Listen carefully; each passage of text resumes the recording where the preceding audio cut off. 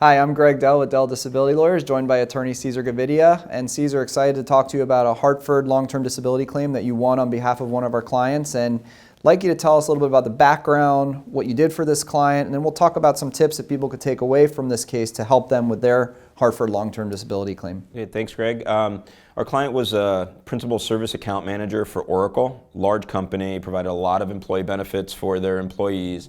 And one of those employee benefits was a disability insurance plan through Hartford. He'd worked for Oracle for about a decade and then suffered a dissection of his vertebral artery, which essentially caused the same type of symptoms that you'd find in like a stroke victim.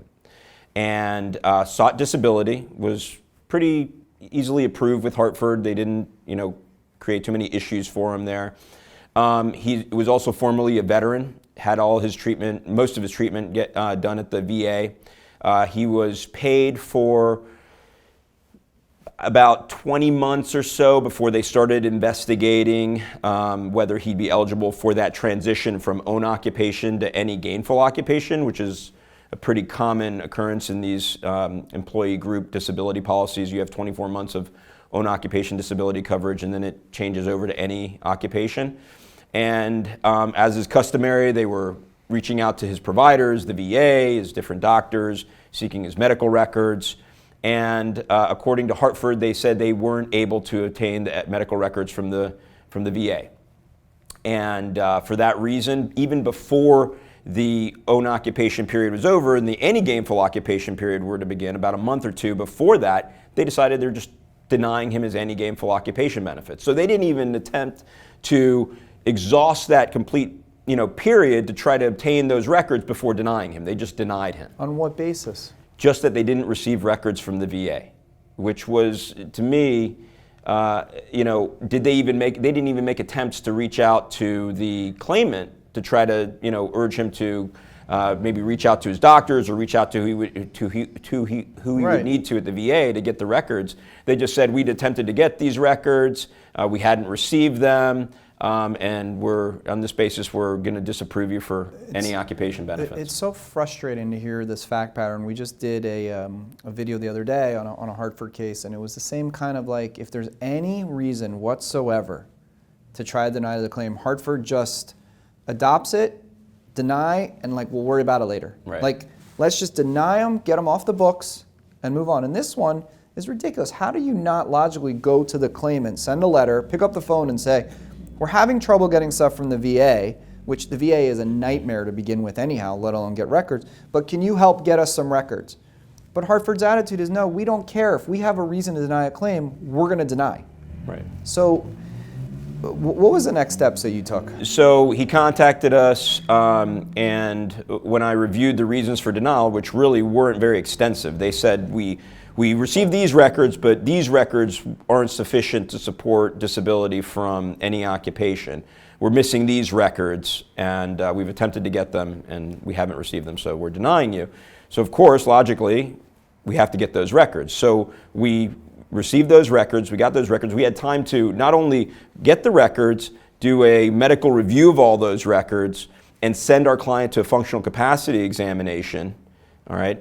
We had time to do all this in the limited time we had to appeal his disability claim, which was only about four to 5 months, and they hadn't done any of that, when they'd done their review for any occupation. So we'd done that, sent our client to a functional capacity examination as well, because I thought it would be important. I didn't want Hartford then to come back and say, well, we received these records, we reviewed these records, and we still don't believe you have the impairment or functional limitations to prevent you from working in any occupation. So I thought it was important to ensure that they would not be able to now assert that, they're even reviewing those records, there wouldn't be limitations that they'd find. Right, so I want to clarify so the people are following clearly is that they denied him, he has a definition of own occupation for 24 months, and then after being paid for 24 months, it would switch to unable to perform duties of any gainful occupation, not just the job that he was doing for Oracle beforehand.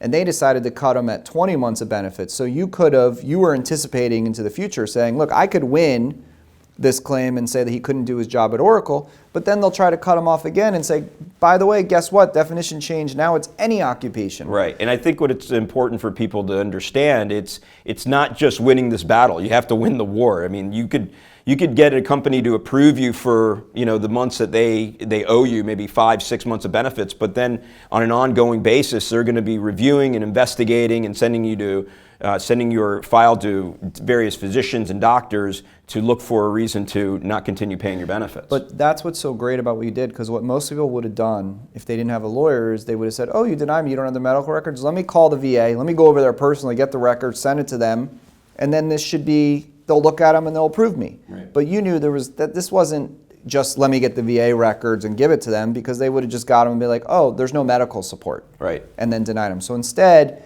you relied heavily on not only getting the medical records, communicating with his doctors to get additional medical support, but also the functional capacity exam.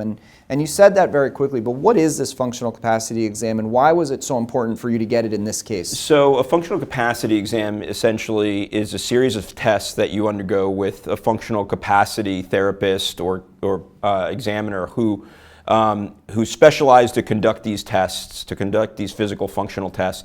And they basically ascertain and determine your level of function doing various things. It could be sitting, standing, reaching, fingering, manipulating. So it basically puts into empirical data how, your physical functional abilities. So in this case, what I wanted Hartford to understand is how severely functionally impaired our client was. How significant his pain, his numbness, his paresthesia, his dysesthesia was causing to prevent him from performing certain levels of functionality. And especially not just on a minute-to-minute basis, but on the ability to commit 8 hours a day, 5 days a week, so a 40-hour work week. So he may have good and bad moments. He may have 2 hours where he feels like, I'm going to go to the grocery store, I'm going to go shopping, I'm going to go to Home Depot. But then he gets home and he's laid out, if not that entire afternoon, the whole next day. He was struggling greatly to do anything. And Hartford tries to pigeonhole it into this moment in time where, if you can do something for 10 or 15 minutes, then you can do it for 40 hours. And one doesn't relate to the other. In terms of Hartford making this denial of the claim and basically saying, you didn't have your records and we're denying you, is this a common theme that you see with them? Or how often, what do you usually see as the basis for their denial? Sure, and I think you've been seeing it a lot more recently with the past year and a half of this pandemic we've been dealing with. Doctors' offices are understaffed. We're understaffed for a period of time. When it comes to requests like medical records requests, and I can certainly understand at the VA, where it's a massive government institution where you're getting these requests. Your requests are going to get lost in the shuffle, and it's not uncommon to see that. Although I think what people kind of get misunderstood, or what they get misled by, is that when they see a denial or a letter come from the disability insurer that just says we've reached out, we haven't obtained these records, it's really important to act very, very swiftly, because if you don't react swiftly and reach out to your doctors and contact their personnel at their office and get on top of them and try to obtain those records even yourself to submit them, the insurance company is just going to deny it. They're just going to say, we haven't received it in the time frame that we feel arbitrarily, we decide, it needs to be in by this date.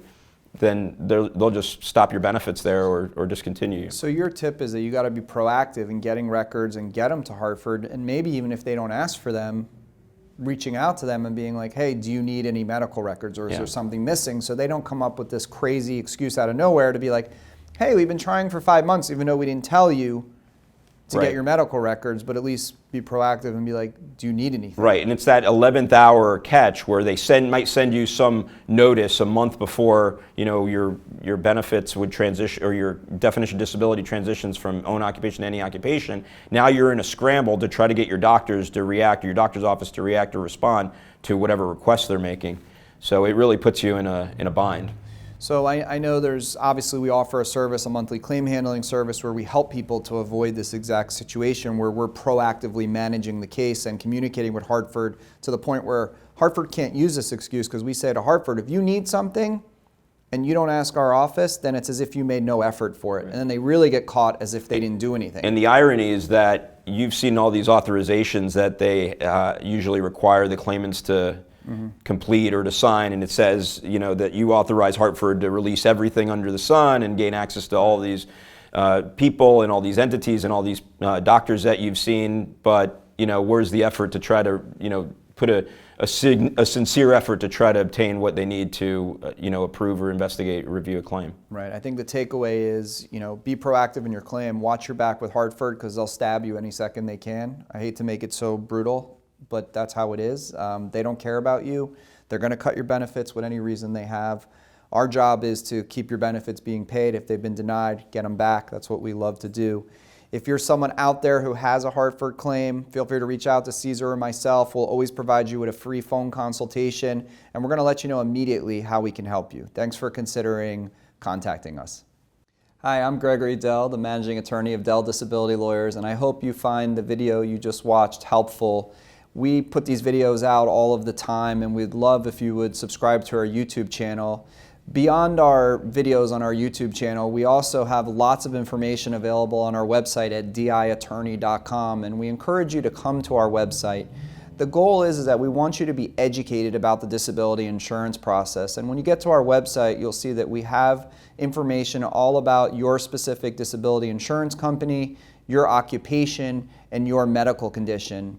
And we've designed our website such that you can easily search our website to find things that you may specifically be looking for. Now, at our website, we have thousands and thousands of pages of information, hundreds of videos that you can search, plus we're building a section of reviews of all the disability insurance companies, and we have the Ask Our Lawyer section where you can go ahead and ask us any questions that you may have. Now, we realize that you may not need us right now, but you may need us in the future to help you with your disability claim, and we think one of the best ways to keep in touch is by clicking the button below and subscribing to our channel.